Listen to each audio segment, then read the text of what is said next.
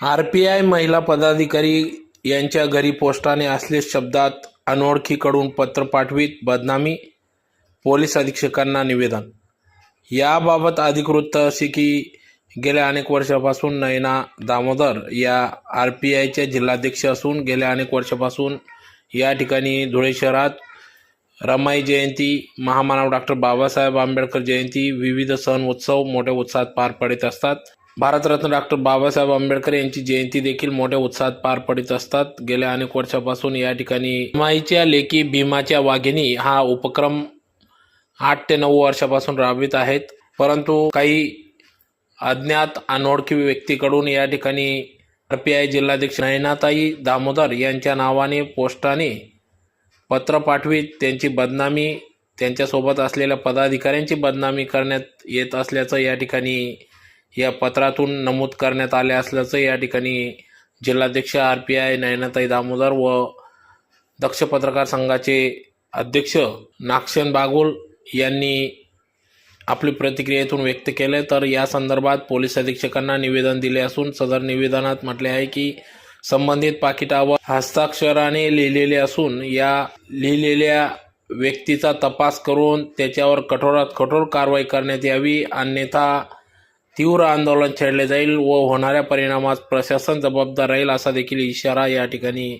निवेदनाच्या माध्यमातून देण्यात आला आहे। सदर निवेदन देतेवेळी जिल्हाध्यक्षा नयनाताई दामोदर, किरण सूर्यवंशी, शोभाताई बैसाने, संगीताताई खैरनार, अर्चना सोनवणे, सरोजताई कदम, संगीता खैरनार, आरतीताई सोनवणे, दक्ष पत्रकार संघाचे अध्यक्ष नागसेन बागुल, फुलवाग आदी सर्व कार्यकर्ते पदाधिकारी या ठिकाणी उपस्थित होते। रमाई जयंतीच्या वेळेस आम्ही विश्वरत्न डॉक्टर बाबासाहेब आंबेडकर या ठिकाणी रमाई जयंती साजरी केली।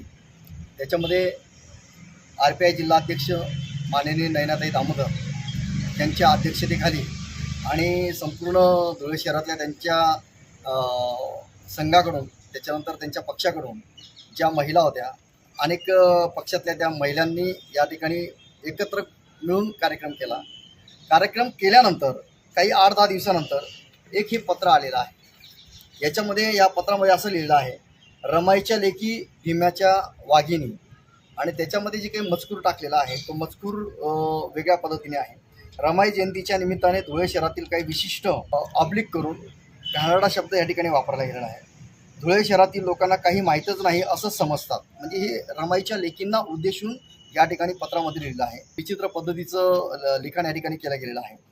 3-3 मिस्टर करणारे, दारू पिऊन नाचणारे, मटण खाणारे ह्या ज्या लेखी आहेत अशा पद्धतीचं ह्या पत्रामध्ये उल्लेख केलेला आहे। त्याच पद्धतीने रमाईचा त्याग त्यांना काय माहीत आहे। हे पत्र ज्या व्यक्तीने लिहिलेलं आहे, व्यक्ती असेल महिला असेल, आम्ही आता या ठिकाणी माननीय DYSP डॉक्टर अजय देवरे यांना संपर्क केलेला आहे।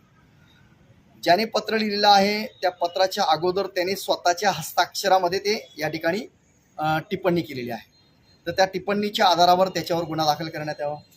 त्याच पद्धतीने तो कोणता व्यक्ती आहे, काय व्यक्ती आहे, आम्ही माननीय DYSP साहेबांना सांगितलेलं आहे की त्याचं जे अक्षर आहे त्या अक्षरांच्या माध्यमातून त्याला त्याची ओळख करण्यात यावी आणि ओळख करून घेतल्यानंतर त्याच्यावर गुन्हा दाखल करण्यात यावा। कारण की हे जे पत्र आहे या पत्रामध्ये अनेक लोकांचे उल्लेख या ठिकाणी केलेले आहे। मी काही गोष्टी याच्यामध्ये जे काही दिलेलं आहे ते आम्ही वाचू शकत नाही, ते घाणेरड्या पद्धतीचं आहे।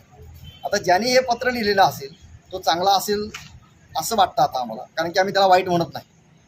त्याने अशा पद्धतीचं जे कार्य केलेलं आहे त्याला बाबासाहेब काय आहे, त्यांना रमाई काय आहे हे माहीत असेल म्हणून त्या पद्धतीने केलं। परंतु आम्ही ज्या पद्धतीने कार्यक्रम करतो, धुळे शहरातल्या कोणत्याही माईच्या लालला विचारून घ्यायचं।